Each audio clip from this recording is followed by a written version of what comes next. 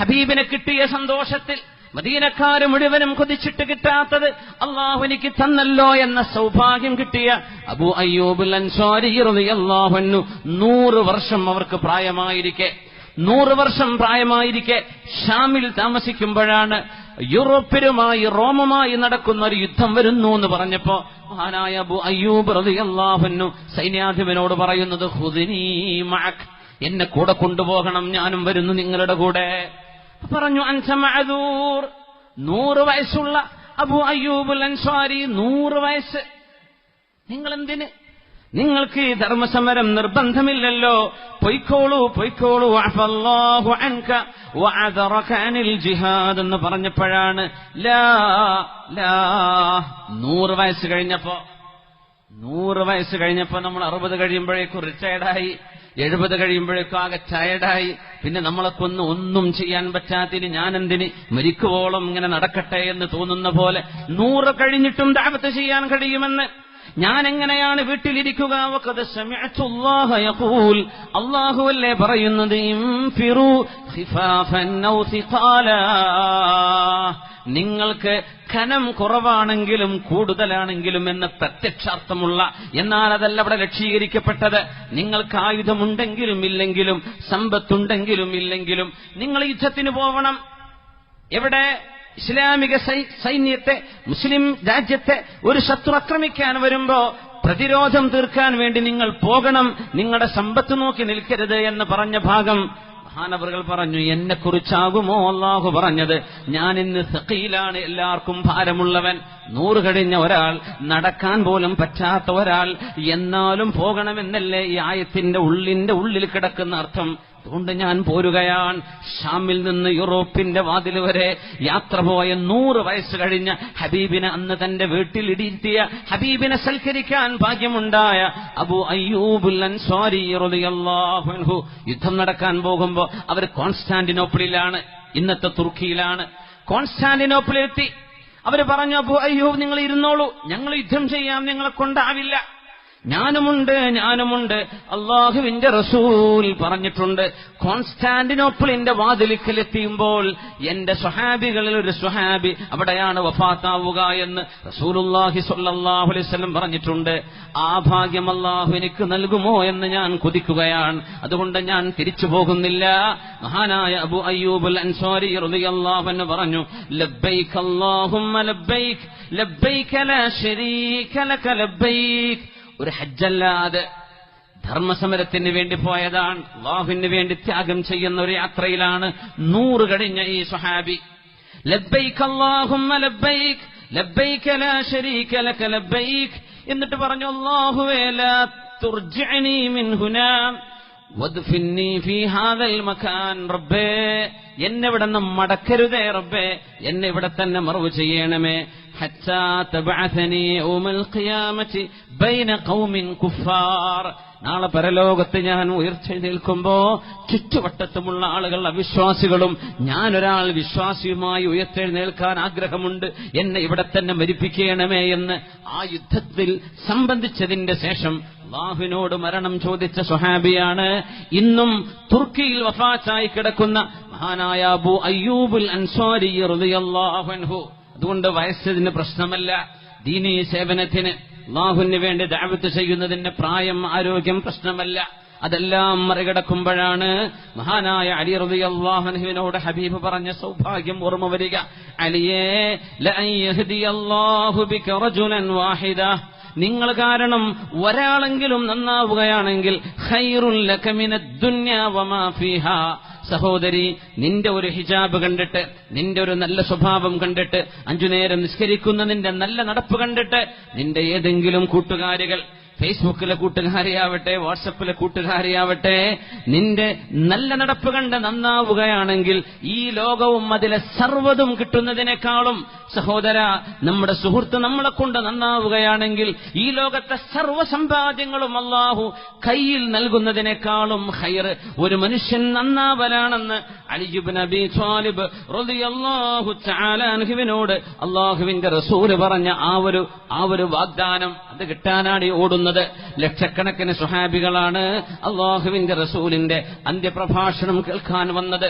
ഇന്ന് അറബ് രാജ്യങ്ങളിൽ അന്ത്യവിശ്രമം കൊള്ളുന്ന സ്വഹാബത്തിന്റെ ഖബറിന്റെ എണ്ണമെടുത്താൽ 10,000-ൽ താഴെയാണ്. ബാക്കിയുള്ളവർ എവിടെ പോയി? ബാക്കിയുള്ളവർ എങ്ങോട്ടൊക്കെ യാത്ര ചെയ്തു? അതിലുണ്ട് മഹാനായ സഅദ് ഇബ്നു അബീ വഖാസ് റളിയല്ലാഹു തആല അൻഹു 30,000 സൈന്യങ്ങളുമായി പുഴ കടക്കാൻ പോകുമ്പോഴാണ് പാലമില്ല. പുഴ കടക്കാൻ പോകുമ്പോ പാലമില്ല. പുഴ കടക്കാൻ സൈന്യത്തിന് കഴിയില്ല. 30,000 സൈന്യം കൂടെയുണ്ട്. അപ്പോഴാണ് മഹാനായ സഅദ് ഇബ്നു അബീ വഖാസ് റളിയല്ലാഹു തആല അൻഹു മുസ്തജാബു ദഅവയായ സ്വഹാബി, ചോദിച്ചാൽ അല്ലാഹു ഉത്തരം കൊടുക്കുമായിരുന്ന സ്വഹാബി, യാ ഖൈലല്ലാഹി ഇർകബീ, സൈന്യമേ കടന്നോളൂ പുഴയിലേക്ക്, കടന്നോളൂ പുഴയിലേക്ക്. പാലുണ്ടോ? ഇല്ല. ആഴമുള്ള വെള്ളമുണ്ട്. എവിടെ കടക്കും? എങ്ങനെ കടക്കും? യാ ഖൈലല്ലാഹി ഇർകബീ, 30,000-ഓളം വരുന്ന സൈന്യത്തോടാണ് മഹാനായ സഅദ് റളിയല്ലാഹു അൻഹു പറഞ്ഞത്, സൈന്യമേ കടന്നോളൂ എന്ന് പറയേണ്ട താമസം ദഅവത്തിന് വേണ്ടി പോകുന്ന മഹാനായ സ്വഹാബിയുടെ ഈ ഒരു കമാൻഡ് വന്നപ്പോഴേക്കും ഘോരമായ ശബ്ദം കേട്ടു. ഇവിടെ ആ ശബ്ദം മറ്റൊന്നുമല്ല, മഹാനായ മൂസ നബി അലൈഹിസ്സലാമിന്റെ കാലത്ത് അല്ലാഹു സുബ്ഹാനഹു വ തആല ചെങ്കടലിനെ അല്ലാഹു വെള്ളത്തെ മാറ്റിക്കൊടുത്ത പോലെ സഅദ് റളിയല്ലാഹു അൻഹുവിന്റെ സൈന്യത്തിന് കടന്നു പോകാൻ ആ നദിയിലെ വെള്ളത്തെ അല്ലാഹു ഫ്രീസ് ചെയ്ത് ഐസ് പോലെയാക്കി കൊടുത്ത് ഉറച്ച വെള്ളം ഐസായി മാറിയ രീതിയിൽ മഹാനായ സഅദ് തങ്ങളുടെ റളിയല്ലാഹു അൻഹുവിന്റെ 30,000 അടങ്ങുന്ന സൈന്യമാണ് ആ പുഴ മുറിച്ചു കടക്കുന്നത്. അല്ലാഹു നൽകുന്ന സൗഭാഗ്യമല്ലേ അത്? അല്ലാഹു നൽകുന്ന സൗഭാഗ്യമല്ലേ അത്? നമ്മളറിയണം, ഉഖബത്ത് ബിൻ നാഫിഅ റളിയല്ലാഹു തആല അൻ പസഫിക്കിന്റെ മുമ്പിലെത്തിയപ്പോഴാണ് പറയുന്നത്, സമുദ്രമേ എന്റെ മുമ്പിൽ നീ ഇല്ലായിരുന്നുവെങ്കിൽ ഞാൻ ഇനിയും മുന്നോട്ട് പോയേനെ. അല്ലാഹുവേ, ദശ്ത് ഛോ ദശ്ത് ഹേ ദരിയാ ഭീ ന ഛോടാ ഹംനെ, ബഹ്റ സുലുമാത് മേ ദൗടാ ദിയാ ഖോടാ ഹംനെ. അല്ലാഹുവേ, ഈ അറ്റ്ലാന്റിക്കിൽ, ഈ പസഫിക് സമുദ്രത്തിൽ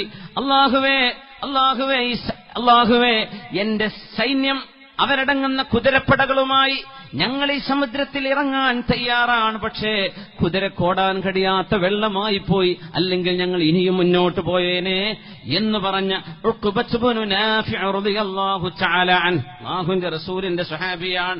ആഫ്രിക്കയിലേക്ക് ചെന്നപ്പോ മഹാനായ ഉഖബത്ത് തങ്ങളുടെ കറാമത്ത് മഹാന്മാരായ പണ്ഡിതന്മാർ മുഴുവനും, ലോകം മുഴുവൻ അംഗീകരിക്കുന്ന സംഭവം. ഉഖബത്ത് ഇബ്നു നാഫിഅ തങ്ങൾ ആഫ്രിക്കയിലെത്തിയപ്പോഴാ പറയുന്നത്, നിറയെ സിംഹമുള്ള, പാമ്പുകളുള്ള, ജീവജാലങ്ങളുള്ള, ഹിംസ്ര ജന്തുക്കളുള്ള കാടിലേക്ക് നോക്കിയിട്ടാണ് മഹാനായ ഉഖബത്ത് ഇബ്നു നാഫിഅ റളിയല്ലാഹു അൻഹു പറഞ്ഞത്, യാ അയ്യതുഹൽ ഗാബാത്ത്, കാടുകളോട് സംസാരിക്കുകയാണ്. അഖ്രിജി വുഹൂശകി, നിന്റെ ഉള്ളിൽ കിടക്കുന്ന സർവമാന ഹിംസ്ര ജന്തുക്കള്, സിംഹവും പുലിയും കടുവയുമെല്ലാം, അവരോടൊക്കെ പുറത്തു പോവാൻ പറയണം. വതആബീനകി, നിന്നിൽ കിടക്കുന്ന സർവമാന സർപ്പങ്ങളോടും ഇവിടെ നിന്ന് ഇറങ്ങിപ്പോവാൻ പറയണം. വസിബാഅകി, അവിടെ ഉപദ്രവം ചെയ്യുന്ന മൃഗങ്ങൾ എല്ലാവരോടും ഇറങ്ങാൻ പറയണം. ഫഇന്ന മഈ അസ്ഹാബു റസൂലില്ലാഹി സ്വല്ലല്ലാഹു അലൈഹി വസല്ലം, അല്ലാഹുവിന്റെ റസൂലിന്റെ സ്വഹാബികളുമായിട്ടാ ഞാൻ വന്നിട്ടുള്ളത്.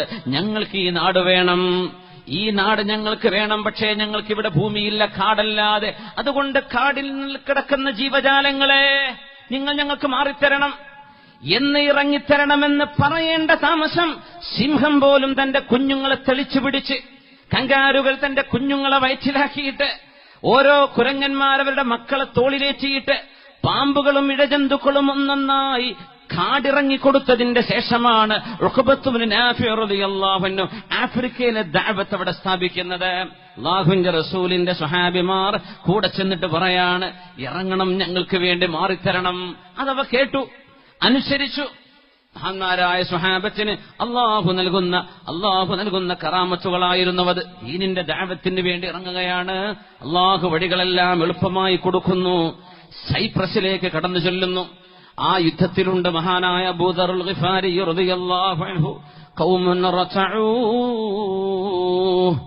സുഖിലോലുപരായി സുഖിച്ചു കഴിഞ്ഞപ്പോ അള്ളാഹു അവർക്ക് മേൽ നമുക്ക് അധികാരം തന്നു എന്ന് പറഞ്ഞ് കരയുകയാണ് മഹാനായ അബൂ ദർറുൽ ഗിഫാരി റളിയല്ലാഹു അൻഹു. സൈപ്രസ് ഇന്ന് യൂറോപ്പിന്റെ ഭാഗമായി കിടക്കുന്ന സൈപ്രസിൽ ചെന്നിട്ട് ഖുബ്റുസ് എന്നറബിയിൽ പറയുന്ന സൈപ്രസ്, മഹാനായ അബൂ ദർ റളിയല്ലാഹു അൻഹു കരയുകയായിരുന്നു. ഖൗമുൻ റതഉ, സുഖലോലുപരായി കഴിഞ്ഞപ്പോ നമ്മൾ സ്വഹാബിമാരെ കടന്നു വന്നു, ഇവരുടെ അധികാരം അല്ലാഹു നമുക്ക് തന്നു. നമ്മളെങ്ങാനും ലൗ റതഅന, നമ്മളും ഇതുപോലെ സുഖിച്ച് ജീവിക്കാനാണ് പോകുന്നത്, അല്ലാഹുവിനെ മാറ്റി നിർത്താനാണ് പോകുന്നതെങ്കിൽ നമ്മുടെ അധികാരം മറ്റാളുകളുടെ കൈകളിലേക്ക് അല്ലാഹു നൽകുമെന്ന് മറക്കല്ലേ എന്ന് സ്വന്തം കൂട്ടുകാരെ ഓർമ്മിപ്പിക്കുകയാണ് അബൂ ദർറുൽ ഗിഫാരി റളിയല്ലാഹു അൻഹു. സൈപ്രസിൽ നടന്നത് യുദ്ധമല്ല എന്നോർക്കണം, ഒരു സ്വഹാബി വാങ്ക് വിളിച്ചതാണ്. ഒരൊറ്റ സ്വഹാബിയുടെ വാങ്കാണ് സൈപ്രസ് മുസ്ലിം ഉമ്മത്തിന്റെ കൈകളിലേക്ക് വന്ന ഒരു വാങ്ക്. അല്ലാഹു അക്ബർ, അല്ലാഹു അക്ബർ, അല്ലാഹു അക്ബർ, അല്ലാഹു അക്ബർ. ഒരു വാങ്ക് വിളിച്ചപ്പോൾ സൈപ്രസിലെ ഭരണാധികാരികൾ പേടിച്ചുപോയി. അവർ പറഞ്ഞു, ഇസ്തസ്ലംന, ഞങ്ങൾ കീഴടങ്ങുകയാണ്, യുദ്ധം വേണ്ട. ഞങ്ങൾക്കെന്തോ പേടിയാവുന്നു, ഈ വാക്കുകൾ ഞങ്ങളെ പേടിപ്പെടുത്തുന്നു, ഞങ്ങൾ യുദ്ധത്തിനില്ല, ഞങ്ങൾ കീഴടങ്ങി എന്ന് പറഞ്ഞ് ഒതുങ്ങി അവര് ഒരു യുദ്ധം പോലും നടക്കാതെ ആ സൈപ്രസ് മുസ്ലിമീങ്ങളുടെ ഇസ്ലാമിന്റെ ഭരണത്തിലേക്ക് കടന്നു വരുമ്പോ ഒരു മുഅദ്ദിനിന്റെ ബാങ്കാണത്. ഇഖ്ബാല് 1960 വർഷങ്ങൾക്ക് മുമ്പ് ഹജ്ജിന് വേണ്ടി പോയ കഥ പറയുന്നുണ്ട്. ഹജ്ജിന് പോയപ്പോ അദ്ദേഹം മക്കയിലൂടെ നടന്നിട്ട് പറയുന്നു, ഞാൻ പള്ളി മുനാരം കണ്ടു, പക്ഷെ ബിലാലിന്റെ വാങ്ക് ഞാൻ കാണുന്നില്ല. നിസ്കാരം ഞാൻ ഒരുപാട് കണ്ടു, പക്ഷെ സ്വഹാബത്തിന്റെ നിസ്കാരം ഞാൻ കാണുന്നില്ല. ഇവിടെ ഖുർആനിന്റെ പാരായണം കാണുന്നുണ്ട്, പക്ഷേ സ്വഹാബത്തിന്റെ ഖൽബുകളിൽ ഉണ്ടായിരുന്ന അനീനുൻ കഅനീനിൽ മിർജൽ, അവരുടെ ഹൃദയത്തിൽ ഉണ്ടായിരുന്ന തേങ്ങലിന്റെ പൊട്ടലുകൾ കേൾക്കാനില്ല. സല്ലു അലൻ നബി മുഹമ്മദിൻ വആലി. اللهم صل على سيدنا محمد وعلى آل سيدنا محمد وبارك وسلم عليه. اللهم صل على سيدنا محمد وعلى آل سيدنا محمد وبارك وسلم عليه. ഒരുപാട് സ്വലാത്ത് നമ്മുടെ ഹബീബിന്റെ ഹളറത്തിലേക്ക് എത്തും. അല്ലാഹു എത്തിച്ചു കൊടുക്കട്ടെ, അവിടുത്തെ അല്ലാഹു സന്തോഷിപ്പിക്കട്ടെ.